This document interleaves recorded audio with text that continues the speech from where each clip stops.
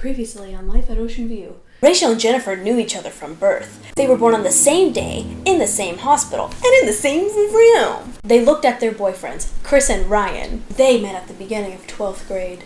The boys were going in the water at the beach, and the girls were coming out. They got to the window, opened it, and left the school. Besides, if the teacher really wanted to catch them, they would have to catch them in college. Then they heard, "Out of the water, everyone! Out, shark attack!" "Shark attack?" they said at the same time. "Look, the shark's got the guys!" When they finally got to them, the shark automatically let go and went for them! When they got on land, they collapsed on the ground and the lifeguard called an ambulance. Soon after, they were rushed to the hospital. You asked for this. 2 of you asked for this. You're welcome. Hello, my ducklings. Okay. I tried to take on, the poetry reading aesthetic, but I'm a little afraid that these bangs will just make me forever look like a mom at blank, so I look like a mom at a poetry reading. I'm like, wow, Jimmy's really depressed, isn't he, Ron? That's crazy. But I felt like, this project deserves this energy. So here I am. If you don't want to go back and watch the first video, which I think you should because it's a hoot, but if you don't, you got that little taste of the previously on. We have our main characters, Jennifer and Rachel. We have the main characters, Jennifer and Rachel, and their boyfriends, Ryan and Chris. And they got out of school, they're seniors, then they went to the mall, then they got attacked by a shark. It was a very, very intense day for them. I think it's really funny when people read their old cringy stories. There is a threshold. There's when you get a little older and you get a little edgier and then it's super embarrassing. But I think I said in the video, I was 10 or 11 when I co-wrote this. It was a fun, embarrassing age, That video was posted, boy, that's crazy, hate it. Oh my god, 3 years ago, ew. So I actually haven't read this since then. So this is gonna be pretty fresh for me, so that's exciting. So welcome back to the sequel. Well, same book. The next part of Life at Ocean View. Please enjoy.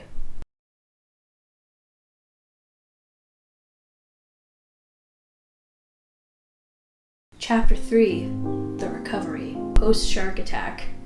But the lifeguard did nothing. They woke up in a white room in beds right next to each other. They looked around and they were the only people in the room. Soon after that, they realized they were in a hospital. "Girls," said the doctor as he walked in the room. "Oh good, you're awake. Well then, since you're up, I'll tell you now, you two and your boyfriends are going to get lots of stitches."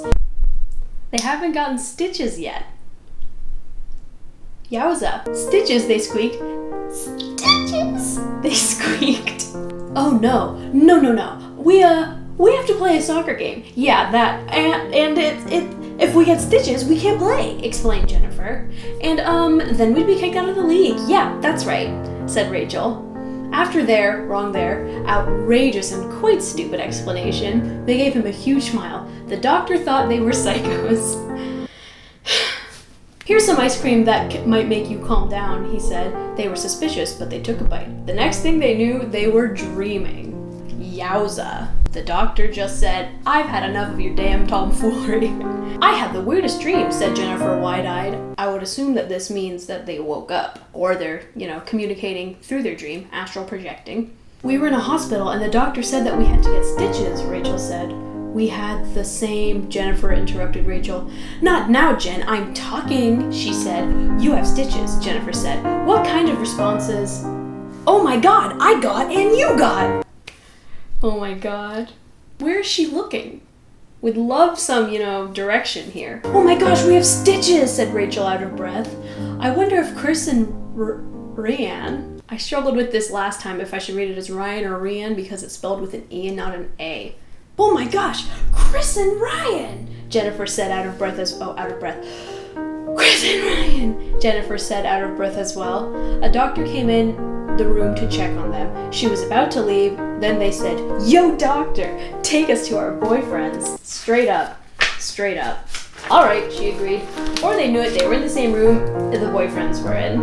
"You got stitches too," said Ryan. "That's messed up," said Chris angrily, without a line break. Whoa, we're fine. We're a little pain, but we're fine. We love these strong women. This reminds me of that time on Falcon Beach, said Ryan. Ryan, you actually watched that? Chris asked. You're a freak, aren't you? joked Jennifer. Hey, don't make fun of my boyfriend, laughed Rachel. They returned to their room. Well, I mean, they saw the guys were alright. What more do they need? They had a TV in that room, so they turned it on to find that it was watching the channel with all the soap operas. So, off they watched it for a little while. Okay. Too long, said Jennifer, changing the channel. Don't you get it? Asked Rachel. Kelly is being mind-controlled by Beckham, and lots of dots. She stopped and looked at the TV. Cartoons were on. Hee hee hee, she said. Tom and Jerry, classic. So, I don't know if any of you remember, but the chapter names are very telling. Chapter 1 was School's Out. Chapter 2 was Shark Attack. Chapter 3 was The Recovery. Chapter 4 is Struck by Lightning. I wonder what's gonna happen there. It's pretty crazy. Are you awake? Asked the doctor. It was 8 o'clock in the morning. We are now, they said. They stayed up until midnight and were very tired. I was sleeping. I can't have breakfast if I'm tired, said Rachel. Jennifer smacked her on the leg with her napkin. What was that for? Yelled Rachel. Your stupidity this morning, she replied. Anyway, the doctor said, you're getting released today. Yes, thank you, they said happily. They hated the hospital, mostly because of General Hospital, which I had never watched and have still never watched. They gathered what few things they had left in wheelchairs. Oh, I misread. They gathered what few things they had and left in wheelchairs. There should have been a comma, so it wasn't my fault actually. It was old me fault. Old me fault. They couldn't wait to see their parents. I wonder if they will look different, said Rachel. Rach, how could they look different if it has only been 3 days, said Jennifer. She flicked herself on the head as a symbol to think. Damn, Jennifer's rude as hell. When they all got outside, it was pouring rain and it almost felt like hail. When they got to the parking lot, they saw something. It was under their parents' car. It was a mother tabby cat and 2-week-old kittens. Oh, love that. Hope the cats are alright. Mom, Dad, they yelled and their parents came. Look what we found, they exclaimed. Yeah, big deal. Animals, said Ryan. Yeah, who cares about... Oh, look at their little faces, said Chris, filled with awe. The girls had to put a kitten to their faces. Who can resist the cuteness of a kitten or a puppy? Amen. Hallelujah. Also, have their parents not visited them at all since they've been in the hospital? Bad parents. They quickly got in the car with the animals and drove home. They stayed at Rachel's house because it was starting to lightning and thunder. We're going to the police station, said their parents. We'll be back soon. All 4 of them, like, we're going to the police station. Their parents had been going to the police station to check up on work every time there was a storm. One day, they remember, there was a storm so bad they almost got struck by lightning. It was nearly nighttime and the storm had just about cleared out. Where were they? I'm getting kind of worried, said Rachel. What if they died or they were eaten by giant opossums, interrupted Chris. She gave him a glare and said, you got that off a TV show. Did I get that off a TV show? Wonder what that's from. Or am I just a creative genius? What? He asked as he gave her a glare back and said, that's not nice. Shame, shame. Oh, just guys, yelled Jennifer and Ryan. Look, we're just as worried. And can you go through one day without you fighting? Oh my God, lots of issues in that sentence, said Jennifer angrily. Yeah, all you have to do is argue. Can't you get along? Asked Ryan. There was a pause. The silence was broken by the phone. Excellent writing. Hello, said Rachel with Jennifer listening. I have several instances where I didn't line break and hate that. Your parents and Jennifer's parents were killed. They were struck by lightning, said the man. I'm terribly sorry. That's how that would happen. That's how that would happen. Did you know? When a loved one dies, it seems like it's at world's end. Just thinking about it makes you want to cry. Jennifer and Rachel could feel tears running down their cheeks. They did not dare look at their boyfriends and fear it would make them feel worse. But still, they felt worse thinking that their parents had said they would be back soon and were never coming back. Jennifer ran into the room she was staying in and Rachel ran into hers. You know, I feel like I handled that pretty well for an 11, 10-year-old. And the reason why I say that is because I, hadn't really experienced death, at all at that age. I was lucky. All my grandparents are still alive. That's great. But yeah, so that's good on me. I'm really good. So, Chapter 5, Letters from Death. The girls walked down the stairs the next morning. "Hey, Mom and Dad, I had this one dream you guys were struck by lightning," said Rachel. "Mom? Dad? It was no dream," said Jennifer quietly. Screamed Rachel. "Don't yell," said Jennifer, yawning. "Well, look on the bright side." "Oh, there is no bright side." It's not funny, their parents are dead, but I just love how that was written. Nope, not at all. Rachel ran upstairs to her parents' room. They were not in there. No note or anything. Jennifer went up there slowly, her ears plugged just in case. Oh, okay. Rachel screamed and it was so loud Jennifer's earplugs fell out.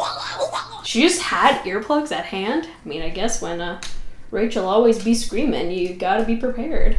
Jennifer went down the stairs and then to the car shop. She picked up her car and then started for home, even though it was just a block away from Rachel's. She turned on the radio. "I need to get my mind off it," she thought. And I want you to know, it was written with no italics or quotation marks.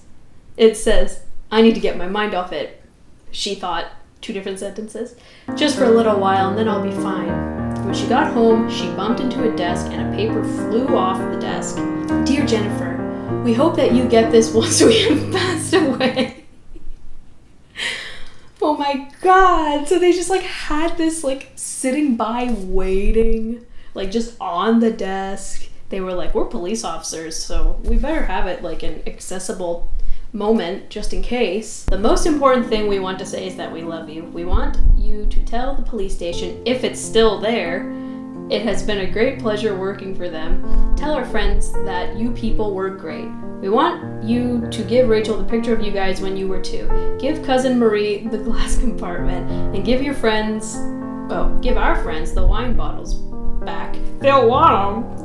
And for you, it literally says they'll want them, by the way. And for you, we want you to keep the house and all its items. Love, Mom and Dad.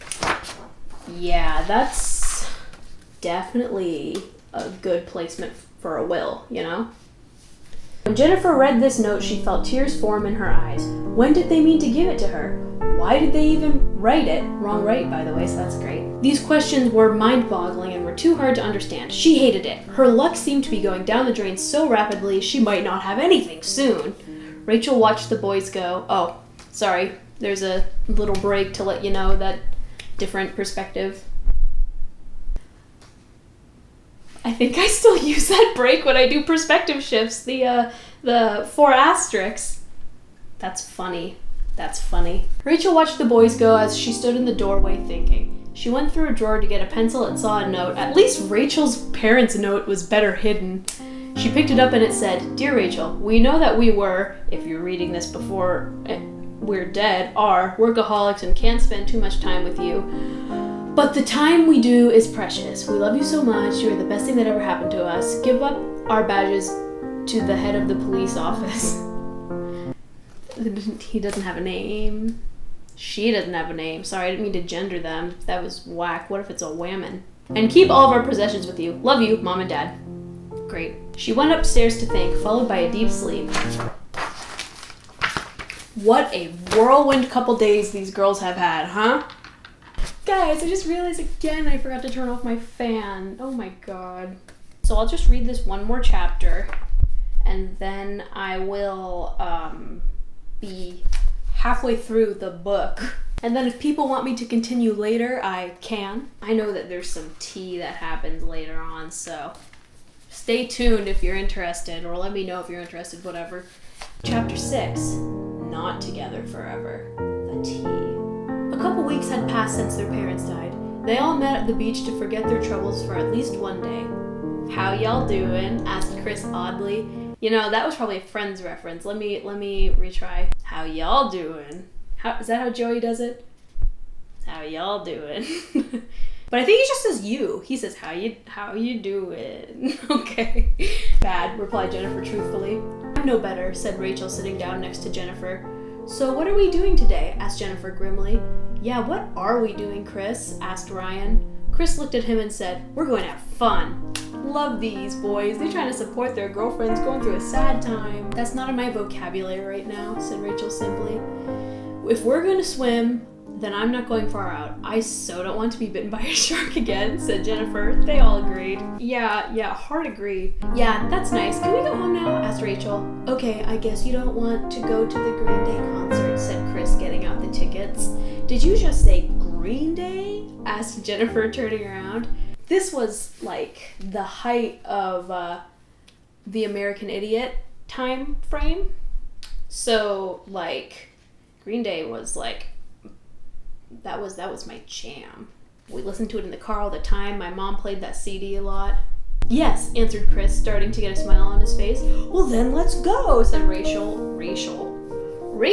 rushing them in the car. After the concert, no description of the concert at all. That would have been nice, to see them have fun for a second, even if it was just like post-description. After the concert, Rachel dropped them off and went home. She was happy that she went to the concert and actually had fun. She looked at the clock. It was midnight. I better get some sleep, she thought. She undressed into her pajamas and went to bed.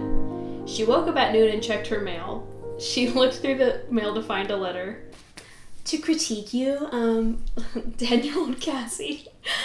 You could have just opened the scene about her waking up and going to go check the mail the next morning, because that was unnecessary. So was the conversation. No, because then you got to see the boys being nice. I'm gonna go back and critique it. Take out a. I like to use a purple pen because it's less intense. Take out a purple pen and mark this up. She opened it and it said, "Dear Rachel Curie, congratulations! You've been accepted to Utah University. School starts August 15th. Your dorm is on the second floor, room 5306. Buy all the items essential for the school year. Sincerely, Dean Brown." So as someone who has now gone to college, I'm gonna let you know. That's not what the admissions letter is like at all. She was so excited that she thought she would explode. "I have to tell Jennifer," she said out loud. Cute, love that for them. Jennifer woke up at noon as well. She saw the mailman pass by and went out to check the mail. There was only one letter to her, and it read, "Dear Jennifer O'Reilly?" I think it's O'Reilly? It's O apostrophe. I kept thinking hyphen. O apostrophe RAILY, so take that as you will. "Your grades have been accepted into Michigan State University.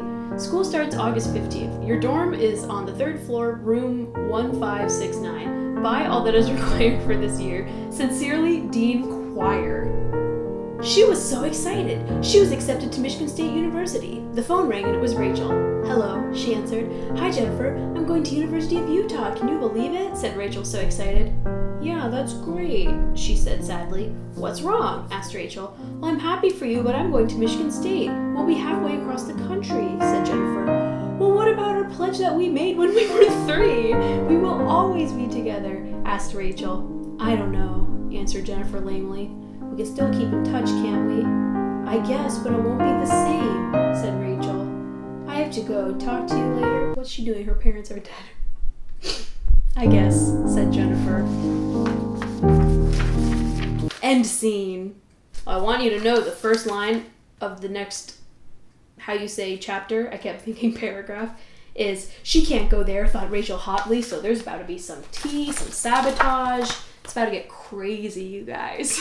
Well, I hope you enjoyed this story from 10/11-year-old me. Do you have stories that you wrote many years ago that you look back on and laugh at hysterically? I remember when I first found this again, I laughed so hard, and anytime I had a friend over, I showed them this because it's so funny. There's action. Well, you've barely even seen the action, you guys. If you're interested in knowing what happens to Rachel and Jennifer, I almost said Kelly, I don't know why, but if you're interested in seeing what happens to those girls, let me know. I think if I do another video with this, I'll do it with some wine, or maybe I'll have a glass of wine before I start reading, and then I'll have another one while I'm reading, so then it'll get crazy.